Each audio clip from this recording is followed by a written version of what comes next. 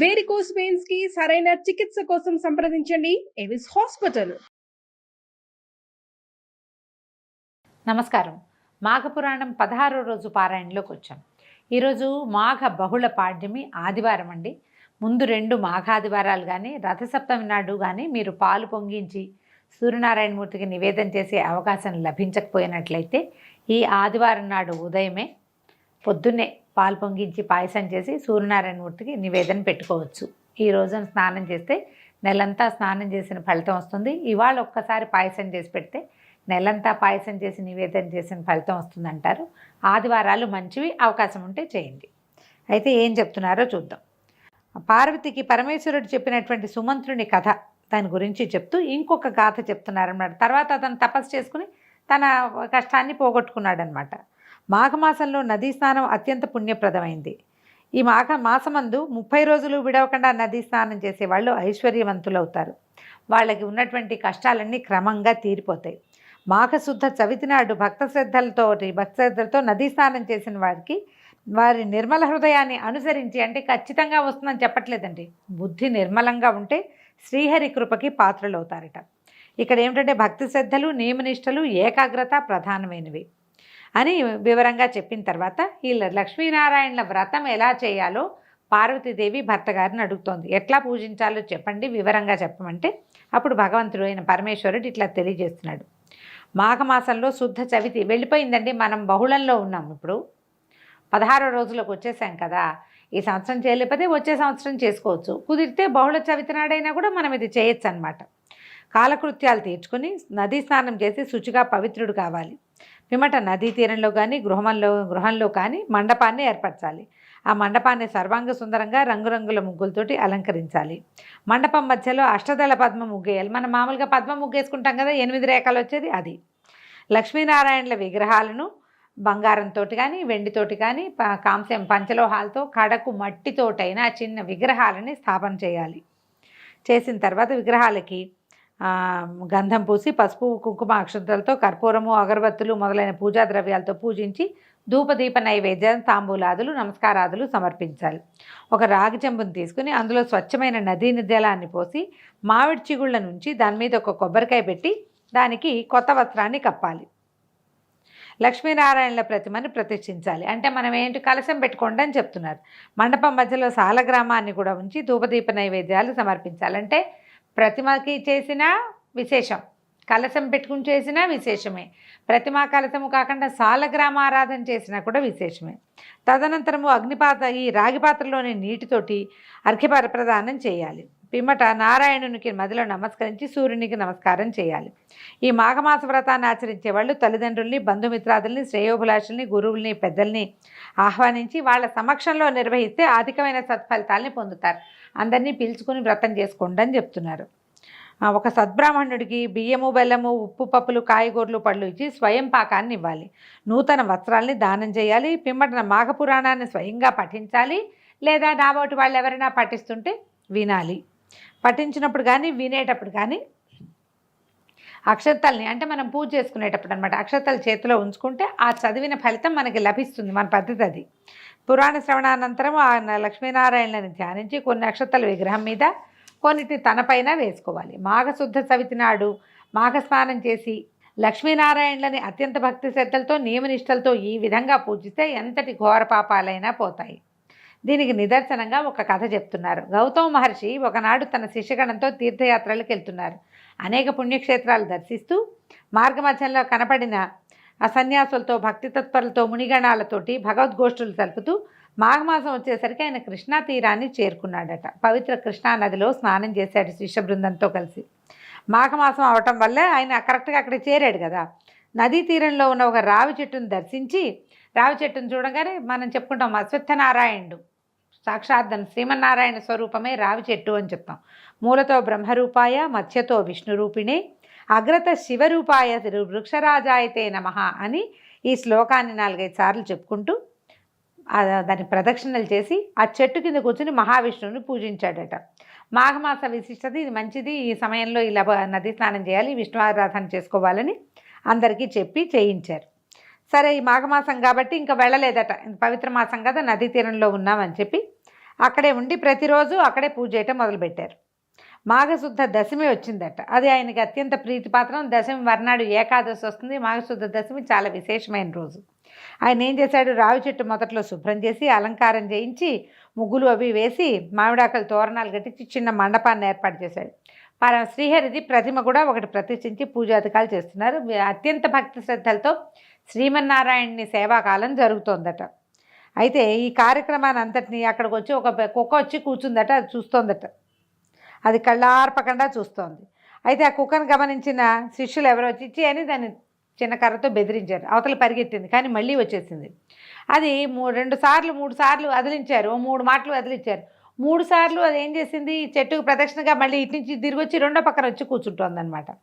ఇలాగా 3 సార్లు ఈ రావి చెట్టుకు ప్రదక్షిణ చేయటం, అది పవిత్ర మాఘమాసం అవటం, ఆ చెట్టు కింద ఇలా విష్ణువార్చన జరుగుతూ ఉండటంతో ఆ కుక్కను ఆవరించుకున్నటువంటి పాపం అంతా పోయిందట. పోయి రాచరిక దుస్తులతోటి సకలాభరణాలతోటి తలతళా మేరుతున్నటువంటి మహారాజ స్వరూపం వచ్చేసింది కుక్కకి.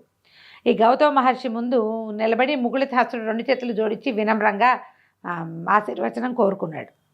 అవి ఇంత చూసి అందరూ ఆశ్చర్యపోయారట. అప్పుడు గౌతమ మహర్షి అడిగాడు, ఓ రాజా, నువ్వెవరివి, ఎట్లా ఇలా కుక్కవయ్యావు అని అడిగితే, నేను కళింగ దేశపు మహారాజును, చంద్రవంశం మాది, నా పేరు జయచంద్రుడు, నేను అన్ని విద్యలయందు ఆరితేరి ప్రావీణ్యత సంపాదించాను, నా పరిపాలనలో ధర్మానికి న్యాయానికి కొదవలేదు, ఎన్నో దానాలు చేశాను, ప్రజల్ని కన్నబిడ్డల్లాగా చూశాను, ప్రజోపయోగ పనులు అంటే చెరువులు బావులు తవ్వించడము, మొక్కలు నాటించడం, సత్రాలు కట్టించడం, అన్నదానాదులు, ఎన్నో రకాల దానాదులు చేశాను, పశుపక్షాదులకి ఆశ్రయాలు కల్పించాను, అనేక దేవాలయాలు దేవతా విగ్రహాలు చేయించాను, దేవాలయాలు కట్టించాడు, దేవతా విగ్రహాలు చేయించాడు, యజ్ఞయాగాదులు చేశాను, విద్యాలయాలు పెట్టించాను, సకల పుణ్యకార్యాలు చేసినా కూడా నాకు ఈ కుక్క జన్మ వచ్చింది, ఎందుకు వచ్చిందో చెప్తానన్నాడు. ఒకనాడు ఒక శ్రేష్ఠుడు నా రాజదర్బారికి వచ్చి, నేను ఒక యాగం చేయి తలపెట్టాను, యజ్ఞం చేయటువంటి మాటలు కాదు, దానికి చాలా ధనం కావాలి, కాబట్టి ధనావసరంతో నీ దగ్గరికి వచ్చాను అంటే ఈయన నేను సకలోపచారాలు చేసి ఆయనకి, అయ్యా మీరు చేయబోయే యజ్ఞం ఏదేంటో చెప్పండి విషయమని కనుక్కుంటే ఆయన ఏమన్నాడు, రాజోత్తమ, నీకు తెలియని కొన్ని రహస్య విషయాలు చెప్తాను. ఈ నెల యందు సూర్యుడు మకర రాశిలో ప్రవేశిస్తాడు.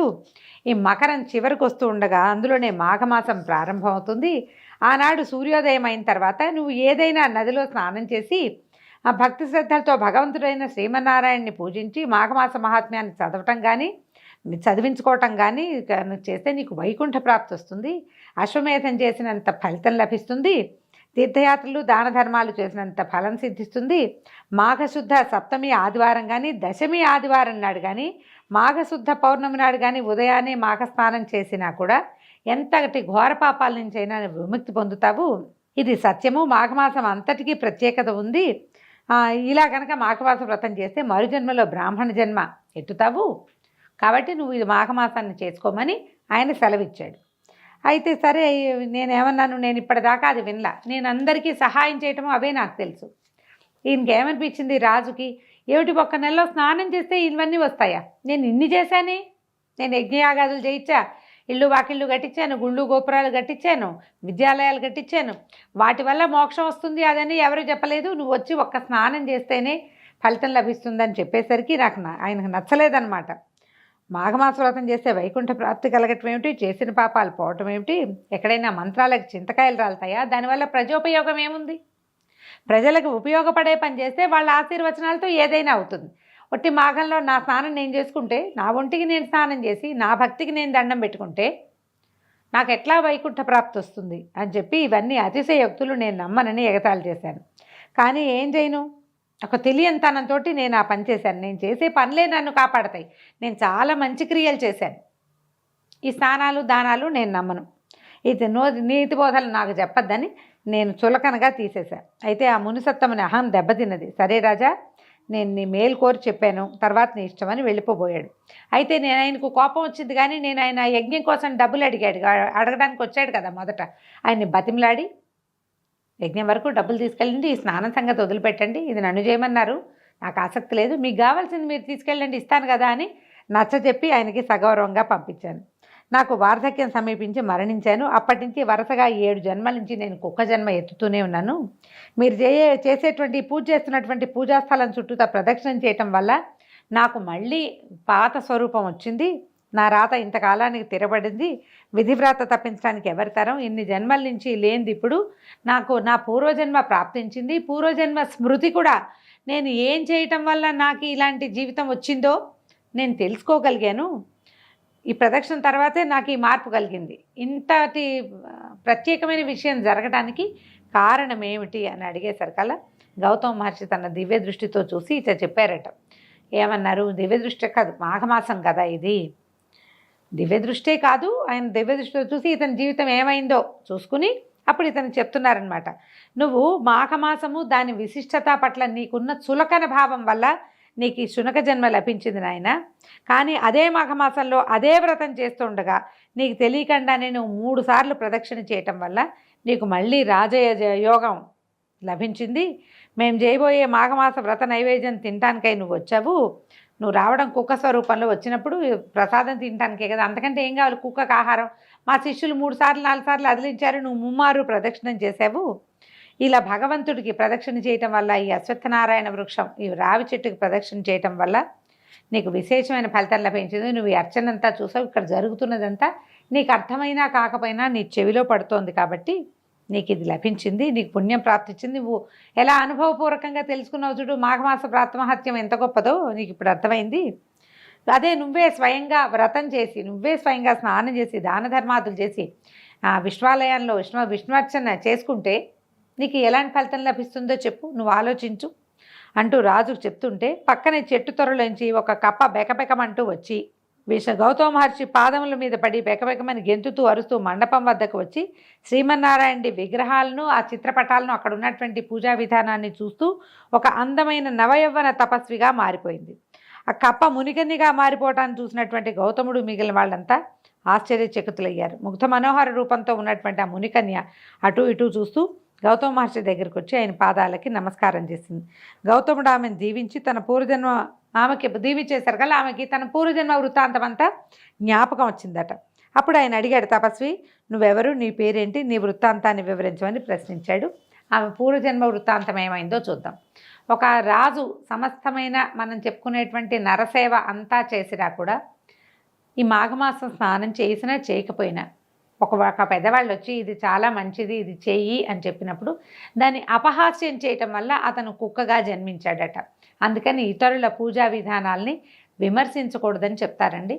ఈ కథతోటి ఈరోజు పారాయణ పూర్తయిందండి. రేపు ఉదయం మళ్ళీ పారాయణతో కలుసుకుందాం. నమస్కారం.